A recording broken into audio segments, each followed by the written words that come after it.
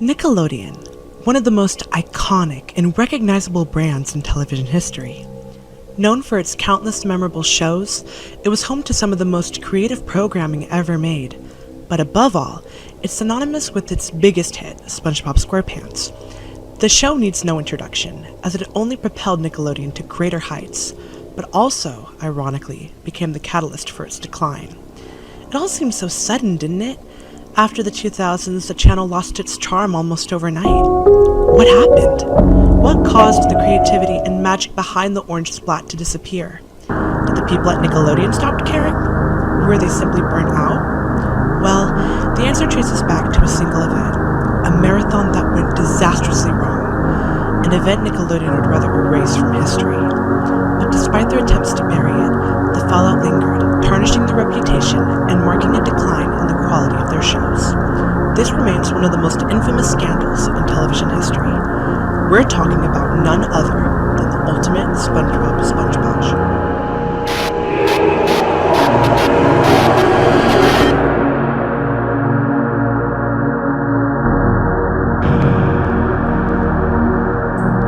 On July 17th, Nickelodeon hosted a special event to celebrate the 10th anniversary of SpongeBob SquarePants. The marathon featured segments like Top 10 Picks, showcasing fan-favorite episodes, and Celebrity Favorites, where stars shared their favorite episodes, like Jerry Trainer, who highlighted Musa Ball Buff Pants. And last but not least, the premiere of 12 brand new SpongeBob episodes, with the most anticipated and heavily promoted being To SquarePants or Not to SquarePants, which was also the first episode that launched the event and the first one to premiere out of all the other new episodes. With this insane marketing campaign, this marathon was designed to be Nickelodeon's biggest and most memorable celebration, a landmark event in the channel's history. However, something went wrong, and by wrong, I mean horribly. And while the event did certainly become one of Nickelodeon's most talked about events, it wasn't for the reasons they had hoped.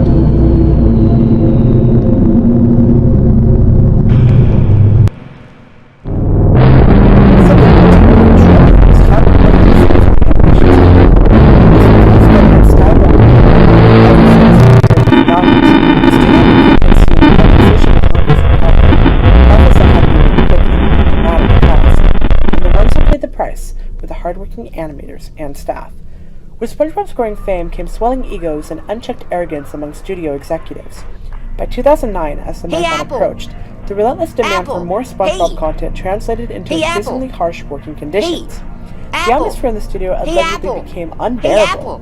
Employees described an environment where management was dismissive. What is it? Deadlines that were Aren't you just glad ridiculous. I didn't say apple again? The staff that were overworked to the brink of exhaustion. Yeah, that joke was funny the first 400 times you said And the it. stress seeped into every frame of animation. You look fruity. Part of the reason why the show's quality noticeably declined during this era. That was hilarious. But this unsustainable cycle wouldn't and couldn't. Can you do 10 last push-ups in forever. 10 seconds? What kind of question is that? I don't even Enter have arms. How Armand am I going to do one Raphael push-up? Hey! Armand joined Nickelodeon around 2003.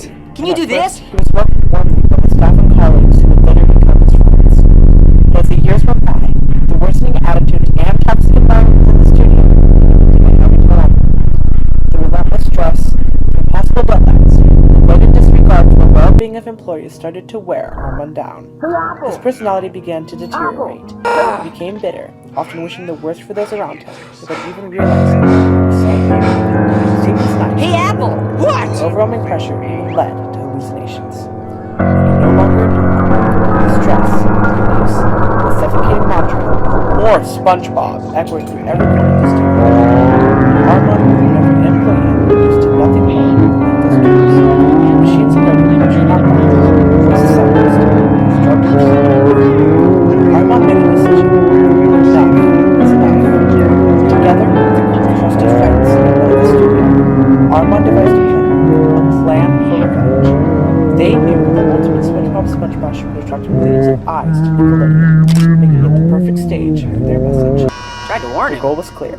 Sabotage the marathon and expose the harsh reality behind the cheerful face. Hey, Pear! Oh, God. They were determined to show the true face of Nickelodeon, no matter the consequences, for the whole world to see. Wait, hold on. I don't know. Oh, once you say it, you'll feel good. Come on. Help me do it. Hi. On July 17th, 2009, viewers tuned into Nickelodeon, eagerly awaiting the start of the ultimate SpongeBob SpongeBob. Across forums and chat rooms, multiple Nickelodeon and SpongeBob fans gathered to share their excitement and expectations for what promised to be a historic marathon. But as the anticipation built, some viewers began to notice something odd. Now let's say it like less painful. Let's say it like you're happy. Something wasn't quite right with Nickelodeon's broadcast. Fortunately, two clips of these strange occurrences still exist. The iCarly and Dora the Explorer, respectively. The latter coming from a YouTube upload that, surprisingly, has never been taken down. But here's the thing. These glitches weren't technical issues. There was something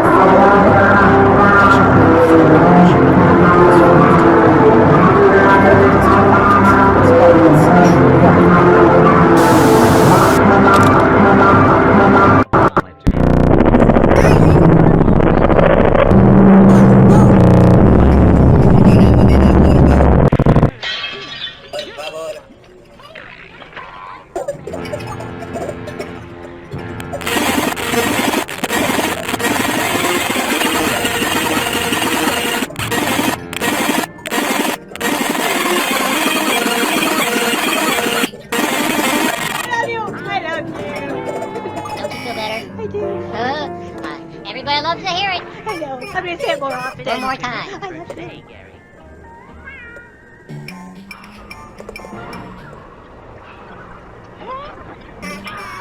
Too easy. There must be some kind of security. This is our burglar alarm? A bucket of... That was too easy. Is that supposed to happen? No. Hey, this isn't water. This is... gas. Is that it's just you and me and nobody. Is that you? What are you doing here? I always come to work at 3 a.m. This is when I come to Sesame Seed. What are you doing here? I forgot my... Why is the patty vault open? Oh, I thought... And why are you holding a patty behind you? No, I didn't do... And why are you acting so nervous? And why are you sweating so much? And why do you look so hungry? And... No, I don't. Back? Oh, yeah, sure. This is a pepperoni stick.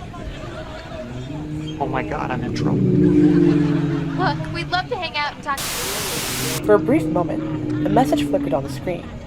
It was nearly impossible to read, distorted by heavy glitches and, oddly enough, displayed backwards. Whether this was an accident or an intentional choice is unknown though. But after careful analysis, the message was clear. They were warning Nickelodeon to cease the entire event, or else they were going to ruin the marathon with signal intrusions. As seen in these clips, Nickelodeon's engineers acted swiftly, restoring normal programming in a matter of seconds. We don't know if they ever noticed this cryptic message, but if they did, they had what was supposed to. To them, the message seems like a minor hiccup, something easily went to waste. Perhaps the system was the work of pregnancy and interference.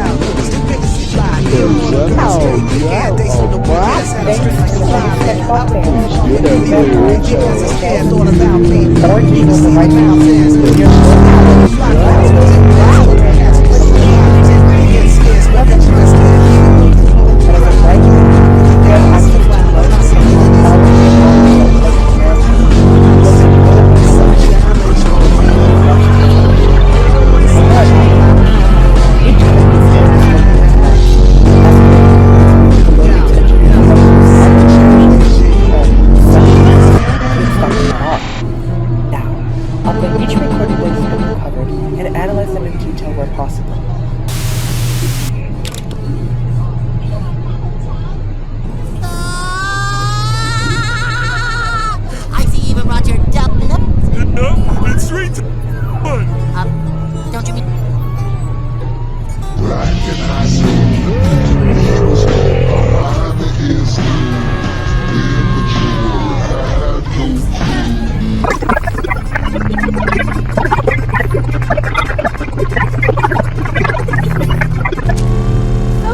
You guys are intense, though. Really. Whoa, storm! Right, Bubble? Panic is not advised, although it is.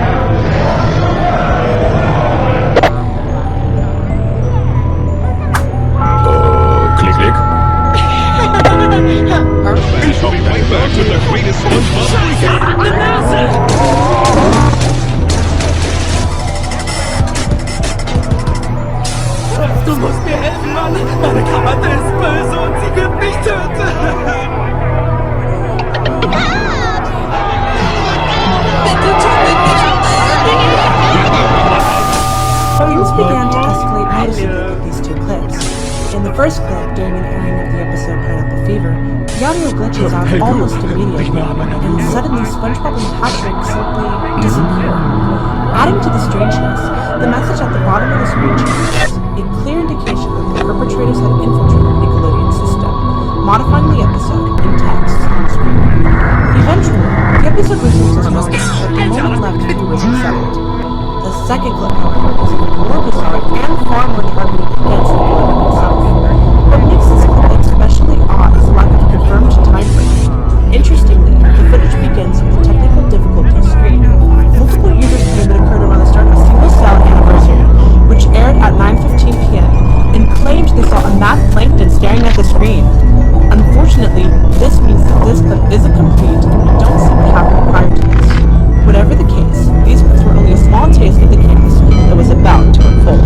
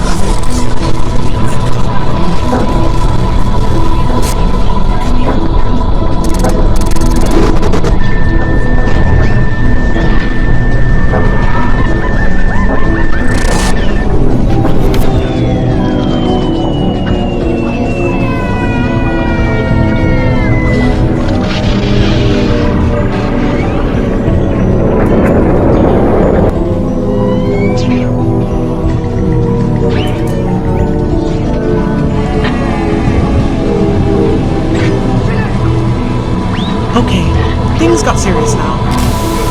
In the first clip, simply adding that Mr. Krabs is going to laugh at SpongeBob until it transforms into something deeply unsettling. Mr. Krabs is going to be a soul wrestler. SpongeBob seems to be hyperventilating. As for the second clip, well, let's just say I'm listening to it. They really should have let this episode play out more. It was only grotesque and unbalanced. By this point, it's no wonder that online forums were buzzing with shock and confusion about what was going on. They know the situation is about to get worse.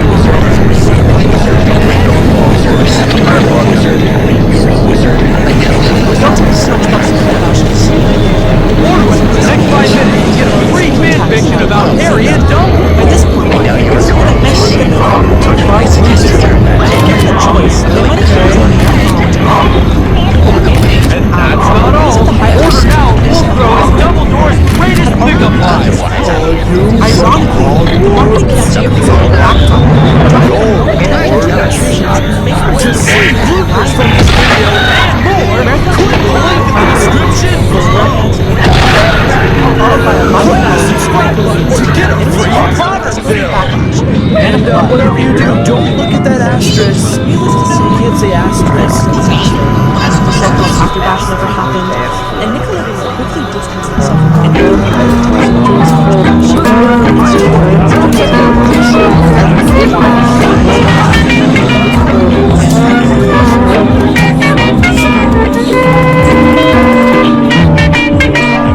In retrospect, the ultimate SpongeBob smash bash was the biggest SpongeBob celebration ever. Nickelodeon, television history, got this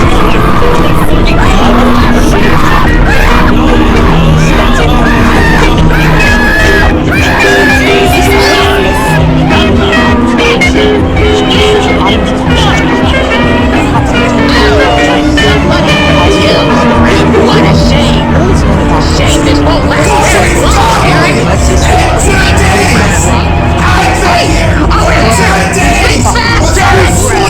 along with the identities of his collaborators.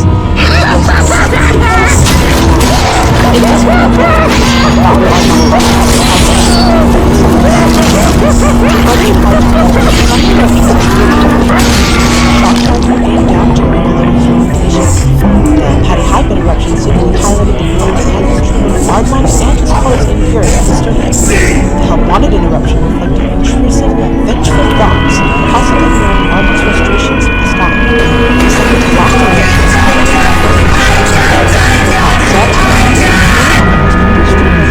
Because he's Red Rat, and he's station. The actions of Aardman and his accomplices have often been described even by Nickelodeon's own team as over-exaggerated or immature, especially considering the severe penalties for some of the hijacks. While some argue that Nickelodeon was undeniable,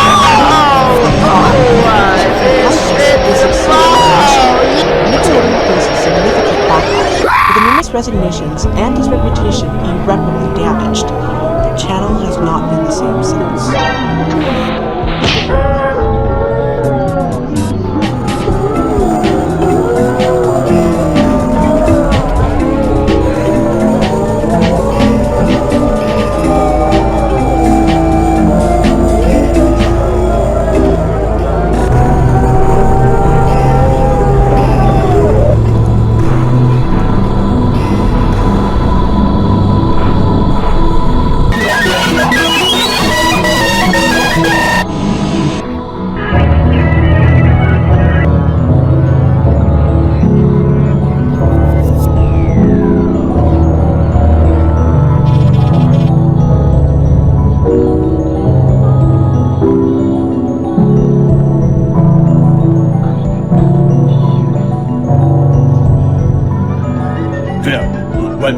That's not supposed to do that. It's only supposed to point once, and here we have it point after it's supposed to be finished. Something is probably gonna happen soon.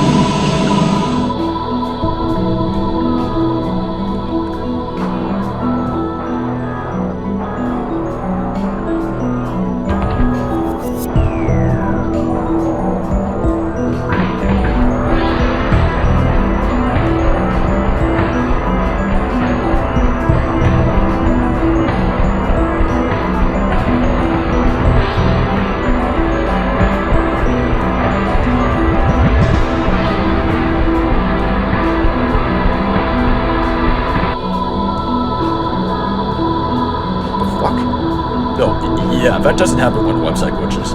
Weird shit. Oh, damn, wow, okay, shit.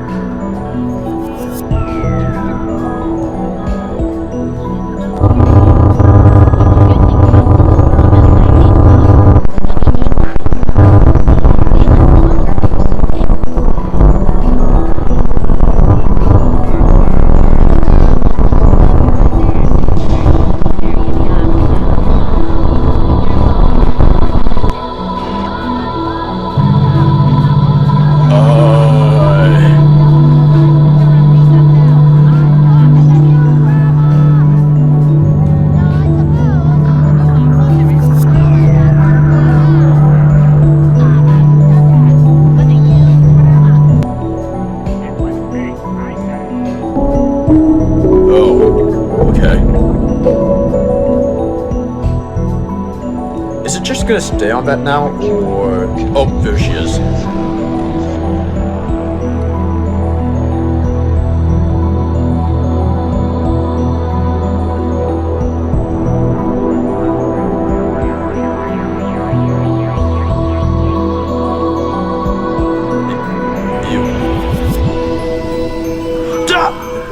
fuck? Shit, man, that got me. Yeah, I don't think that was supposed to happen, to be honest. No, wait, what the fuck?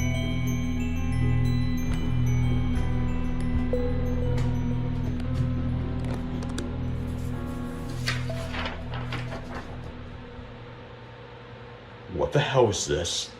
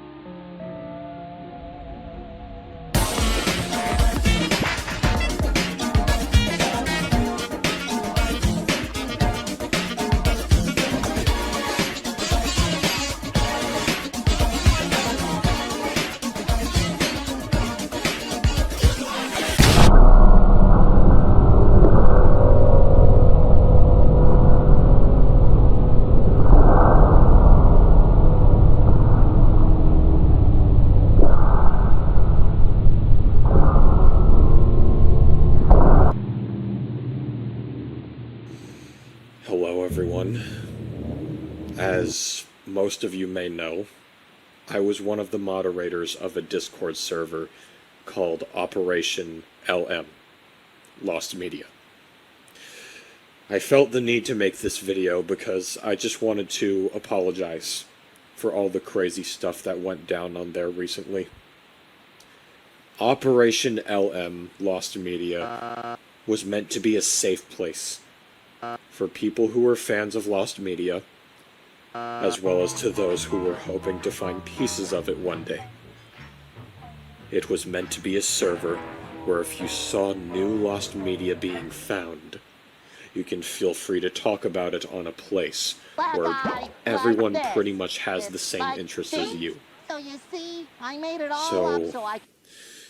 Witnessing that server that was once a special haven for Lost Media enthusiasts being completely torn apart, as well as ending on a horrifying note, is kinda heartbreaking.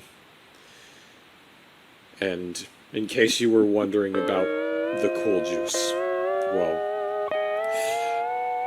I tried to contact him through DMs, but not once has he responded. So I honestly don't know what has happened to him. But regardless, I seriously hope he's in a much better state now, and that he's getting the help he needs, because the fact that he hasn't responded to any of my DMs is worrying. Still though, if you were a member of Operation LM, Lost Media, I just want to say that I'm really sorry for all the stuff that took place on the server the other day. And I hope you guys can at least manage to recover from witnessing the unexpected events that had unfolded. And even though it ended on a horrific note, thank you for sticking with us on Operation LM, Lost Media.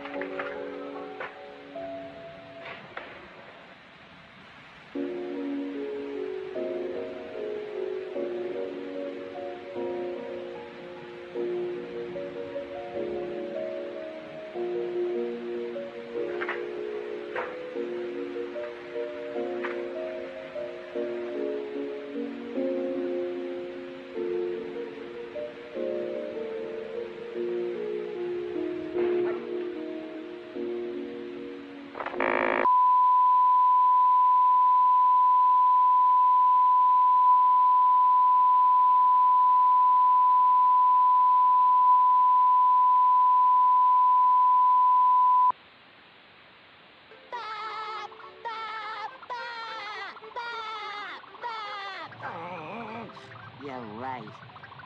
You are so wrong about everything, SpongeBob. And live to ride!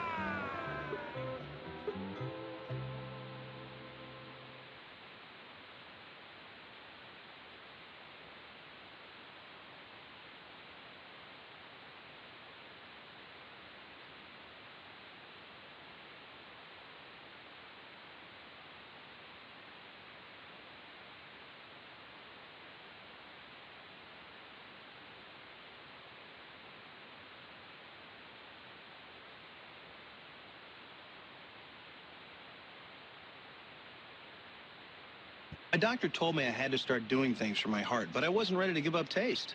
Sometimes sacrifice is the name of the game.